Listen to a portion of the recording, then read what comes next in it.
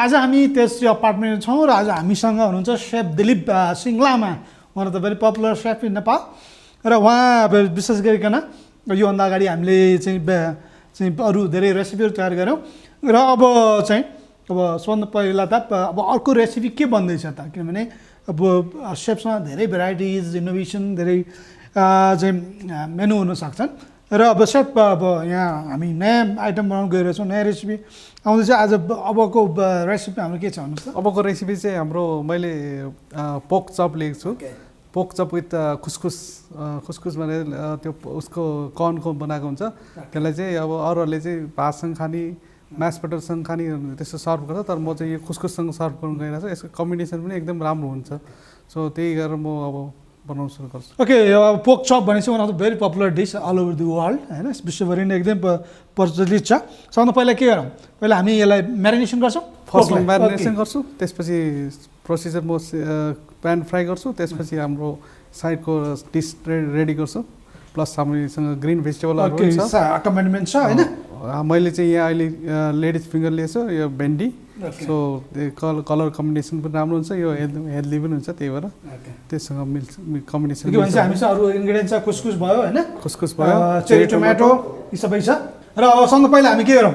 पहिला marination. Okay, first marination. So म्यारिनेसनको लागि हामी के म्यारिनेसन गर्न सक्छौँ? के राखेर हामी म्यारिनेसन गर्छौँ? Salt, okay, paper, garlic, okay, plus olive oil, अनि थाइम, अलिकति थाइम चप गरेर हाल्छु। यो फ्रेस थाइम हाम्रो गार्डनबाटै ल्याएको हुन्छ। अनि त्यसपछि ओलिभ ओइलले म्यारिनेट गरेर सेयर गर्छु। Okay, please. अब म गर्नु सबभन्दा पहिला हामी म्यारिनेसन गरौँ। हजुर, अब फर्स्टमा सल्ट, पेपर, सल्ट, ओके, दुवैतिर लाउनुपर्छ। यो क्रस गार्लिक,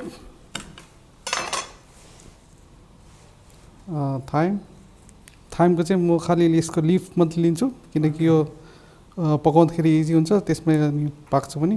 डाँठ हाल्यो भने चाहिँ त्यसमा पछि खाँदाखेरि मुखमा आउने भएर त्यो चाहिँ म युज गर्दिनँ, यो चाहिँ स्टकमा युज हुन्छ। प्लस रोसमेरी पनि अलिकति मैले हाल्नु गइरहेको छु, ग्रिल गर्दाखेरि बास्ना। हजुर, एकदम। यसलाई चप गर्छु।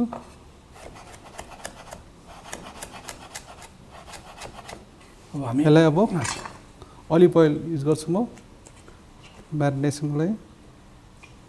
चाहिँ म्यारिनेसन गरेर कति राख्नु पर्यो अब? यसलाई मिनिमम 3 आवर्स राख्नुपर्ने हुन्छ। त्यही भएर वेल म्यारिनेट गरेर यसलाई चिलरमा रेस्ट 3 आवर राखेपछि यसले खालि हाम्रो अरू मसला छैन, खालि सल्ट, पेपर, यो थाइम, रोजमेरी मात्रै प्लस ओलिभ ओइल। यसको टेस्ट भनेको नै यसमा जुन मिटको टेस्ट आउनु पर्यो त्यो रियल टेस्ट आउँछ। पहिला फ्रिजमा राख्यो, यसलाई फ्रिजमा रेस्ट गर्न राख्दिनँ। अब भनेपछि अब म्यारिनेसन भयो। ओके, अब यसलाई हामी ग्रिल गर्छौँ होइन, प्यान फ्राई गर्छु। त्यसको लागि प्यान हट गर्छु। प्यानमा फ्राइड गर्नुभन्दा अगाडि म यो होल गार्लिक चाहिँ त्यसमा सँगसँगै हालिदिन्छु।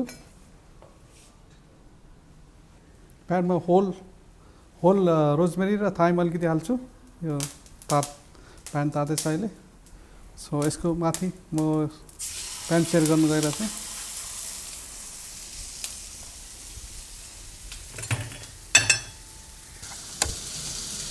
यसलाई चाहिँ एक साइडमा प्यान सेयर हुँदै गर्छु, त्यसको साइडको कन्डिमेन्ट्स रेडी गर्छु म। अब जो म खुसखुस बनाउनु गइरहेको छु, यता राखेर अब खुसखुस बनाउने प्रक्रिया चाहिँ पहिला चप गार्लिक, कलर क्याप्सिकम र अनियन, चप अनियन चाहिन्छ। त्यसको लागि म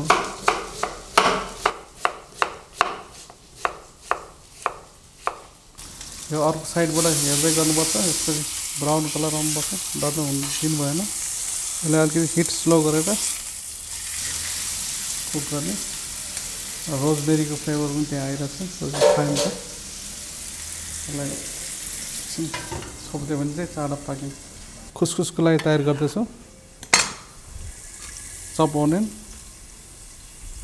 यसलाई धेरै डढ्नु दिनु पनि भएन, यसलाई गोल्डन हल्का कुक होला जस्तो भएपछि खुसखुस एड गरिदिनुपर्छ। म अब यसमा अलिकति भेजिटेबल एड गर्छु। कलर क्याप्सिकम, क्यारट, यतिको भइसकेपछि अब हामी खुसखुस एड गर्न गइरहेको छौँ। खुसखुस चाहिँ मैले पुरा हाल्दिनँ, अलिकति 1% मात्रै दिन्छु।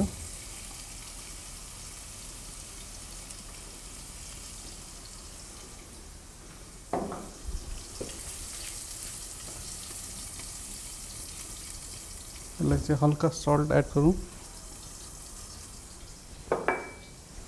र पेपर। यसलाई यति गरिसकेपछि हट वाटर हालेर छोपिदिनुपर्छ। यसलाई धेरै कुक गर्नु हुँदैन।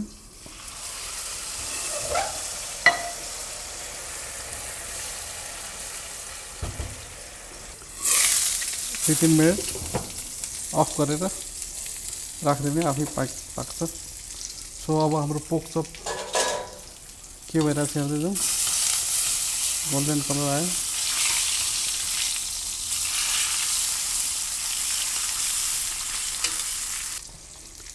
अनि हाम्रो यसको लागि डेमी ग्लेस सस लिएको छु मैले। यो चाहिँ मैले रेडी गरेर राखेको छु। सो यसलाई पनि गरम गर्नु पर्यो।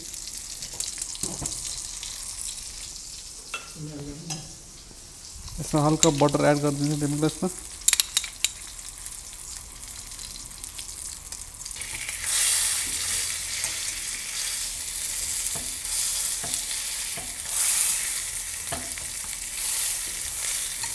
यसलाई हल्का स्टक हाल्दिन्छु।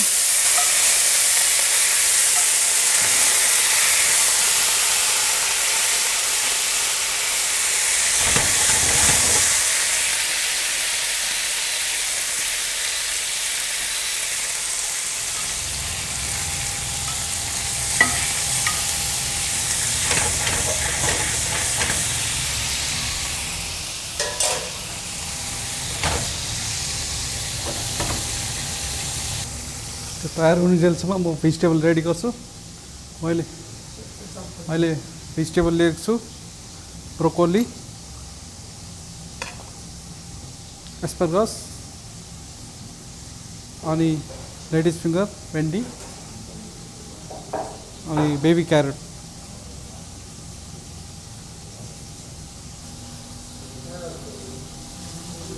Cherry tomato. अब यसको लागि भेजिटेबल सोधे गर्छु। अब पोक चप हाम्रो अलमोस्ट रेडी भइसकेको छ अहिले। या खासमा चाहिँ यो बटरमा सोधे गर्नुपर्ने। बटरमा चाहिँ अलिकति फ्याटी भएको कारणले गर्दाखेरि मैले चाहिँ ओलिभ ओइलमा सोधे गर्नु गइरहेको छु। सो स्टिम गरेर राखेको भेजिटेबलहरू यसलाई सोधे गर्नु गइरहेको छु।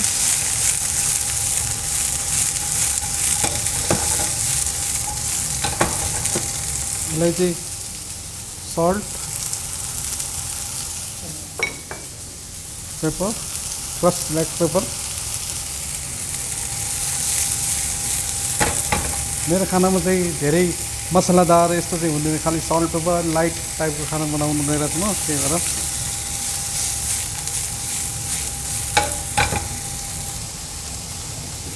यो कुसकुस राम्रोसँग पाकिसकेको छ अहिले। सो यसलाई अब म प्लेटिङ गर्नु तयार गर्छु। हाम्रो पोक रेडी भइसकेको छ, भेजिटेबल रेडी भयो। हाम्रो अलमोस्ट सबै रेडी भयो। खुसखुस विथ द भेजिटेबल्स होइन त? हजुर, ओके। क्यारेट, क्याप्सिकम, अनियन यति मात्र छ। अनि यसमा फेरि धेरै ऊहरू पनि छैन, खालि सल्ट, पेपर, बटर। म त अलि हेल्थ कन्सियस भएको भएर मसलाहरू अलिक कमै प्रयोग गर्छु। तर राम्रोसँग बनायो भने मसला बिना मसला पनि मिठै हुन्छ। वेस्टर्न फुड हो? हजुर, यो खुसखुस चाहिँ बढी जस्तो मिडल इस्टतिर युज हुन्छ। जस्तै मोरोक्कनको उहाँहरूको चाहिँ अब हाम्रै दाल भात खाए जस्तै उहाँहरूको चाहिँ खुसखुस चाहिँ राइसको ठाउँमा युज गर्नुहुन्छ। राइसको सट्टा यो खुसखुस खानुहुन्छ। सो यो हेल्दी पनि छ यो खुसखुस धेरै। सो अब हाम्रो पोक इज रेडी। रेडी, सस पनि रेडी छ होइन? सस पनि रेडी छ। ओके। यसको चाहिँ हल्का विथ बटर। यो पोक चपलाई म यसरी राखिदिन्छु। सो यसको गार्निस रोस्ट गरेको यसको रिङ निकाल्छु यसमा हल्का चेरी टमाटो यसको sauce sauce coating sauce coating या हल्का यसले Spaghetti माथिबाट sauce. ग्लेज गर्छु विथ वाइन पनि हामी हजुर रेड वाइन हालेर रेड वाइन हजुर दिन सक्छौँ। यसमा हल्का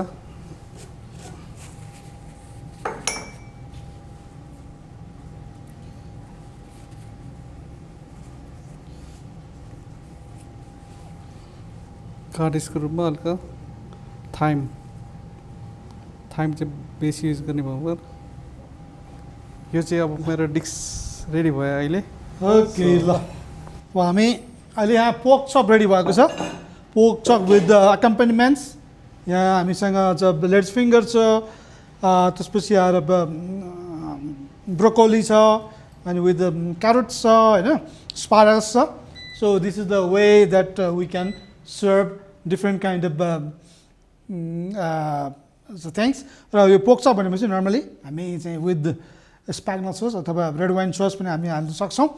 र सँगसँगै on top there is a red cherry tomato. Okay sir अब भनेपछि अब यो चाहिँ अब हामी यहाँ तयार गरौँ। आज होलमा यो पोक चप विश्वको सबभन्दा पपुलर अघि हामीले भनिसक्यौँ खाना। र अब यहाँले जसरी दिनुभएको छ यो ठ्याक्कै जसरी यो यहाँले दिनुभएको छ त्यसरी नै कस्टमरलाई हामी दिन सक्छौँ। हाम्रो रेस्टुरेन्टको मेनुमा पनि यही पोक चप पनि छ अनि त्यही भएर त्यसको अर्डर कस्तो कति मतलब नेपालीहरू अथवा विदेशीहरूले पोक चपको अर्डर कति डेली कतिसम्म जान सक्छ? जस्तो अहिले त विदेशीहरू त हाम्रो रेस्टुरेन्टमा छैन त्यही भएर प्रायः जस्तो नेपाली नै आउनुहुन्छ उहाँहरू। सो उहाँहरूले एकचोटि पोक चप अर्डर गरेर खाइसकेपछि अरूचोटि रिपिट गरेर 2-3 चोटि चाहिँ गरेकै हुन्छ किनकि कहिले यो पोक भन्ने चिज सधैँ खाइराख्नु भने हेल्थको लागि त्यति ऊ नभएको कारणले अनि त्यही भएर यसको फ्याटहरू काट्नुको लागि यो खुसखुस बनाइदिएको छ। यो खुसखुसले त्यो पोकको अलिकति फ्याटले हल्का भए पनि अलिकति मेन्टेन गर्छ भनेर त्यसको कम्बिनेसन चाहिँ मिलाएको छ। So safe Dilip thank you very much. यहाँले जुन हिसाबले यो खानालाई राम्रो एउटा प्लेटिङ गर्नुभएको छ यो पनि अरू सेफहरूको लागि पनि यो एउटा चाहिँ के होस् भने यो चाहिँ फलो गर्न सक्ने होस्। र अन्तमा जहाँ जाँदै यहाँले जुन बनाउनु भयो अब चाहिँ अब हाम्रा टेलिभिजन श्रोताहरूलाई पनि अलिकता यहाँले जुन हिसाबले यति मेहनतका साथ तयार गर्नुभयो चाहिँ अब यो घरमै पनि बनाउन कसरी सकिन्छ? घरमा पनि बनाउन सकिन्छ। यसमा चाहिँ अब जस्तो घरमा कसैले मसलाहरू बढी खानु मन पराउँछ भने यसमा अलिकति क्युमिन पाउडर र जिन्जर गार्लिक पेस्टहरू हालेर पनि सेम तरिकाले बनाउन सकिन्छ। तर यसको नि खुसखुसको सट्टामा हामीलाई मन पर्दैन भने राइसको सट्टा पनि हुन्छ, राइस दिन सकियो अथवा बोइल पोटेटो दिन सकियो, म्यास पोटेटो बोइल पोटेटो कुनै पनि नुडल कुनैसँग पनि यसको कम्बिनेसन मिल्ने भएको कारणले सो घरमा पनि हजुरले बनाएर खान सकिन्छ। अब सिर्फ जहाँ जाँदै अब अलिकता जुन तपाईँले यसरी चाहिँ प्रिपेयर गर्नुभयो हाम्रो आम दर्शकलाई चाहिँ पोक चप यहाँले जुन हिसाबले आज हामीले पकाएर खुवाउँछौँ अथवा दिन्छौँ उहाँहरूको लागि चाहिँ विशेष गरेर पोक चप भनेपछि हामी के चिज यसमा एकाउन्टमेन्ट्सहरू सबै के हुनु जरुरी हुन्छ त एउटा आज होल प्रोडक्सन र सर्भिससम्मको? यो पोक चपमा चाहिँ स्पेसली अब नेपाली स्टाइलमा खाने भयो हल्का अब नेपाली मसलाहरू हालेर पनि बनाउन सकिन्छ। तर मैले चाहिँ अहिले खालि सल्ट पेपर र यो थाइम रोजमेरीहरूको यसले फ्लेभर दिने भएको भएर अलि स्ट्रङ लाइट फ्लेभर हुन्छ, फ्रेस होइन त्यसमा फ्रेस ऊ हुन्छ। त्यही भएर त्यही मात्रै युज गरेको छ। घरमा बनाएर खानलाई हामी पोक चपकोमा अब जस्तै हल्का मस्टर्ड सिड मस्टर्ड पेस्ट अनि सल्ट पेपर अनि त्यसपछि क्युमिन पाउडर अलिकति चिली पिरो मनपर्छ भने चिल्ली पाउडर हालेर पनि बनाउन सकिन्छ। खुसखुसको सट्टा हामी यो के अरे राइस अथवा नुडल पोटेटो कुनै पनि चिज युज गर्न सकिन्छ। सो भेजिटेबल त whole with the protein carbohydrate and other everything is complete this plate. So आजलाई हजुरहरूलाई यहाँ आएर हाम्रो पोक चप टेस्ट गरिदिनु भएकोमा धेरै धेरै धन्यवाद र श्रोता दर्शकबिनहरूलाई पनि धेरै धन्यवाद यो हाम्रो सो हेरिदिनु भएकोमा। सो नमस्कार।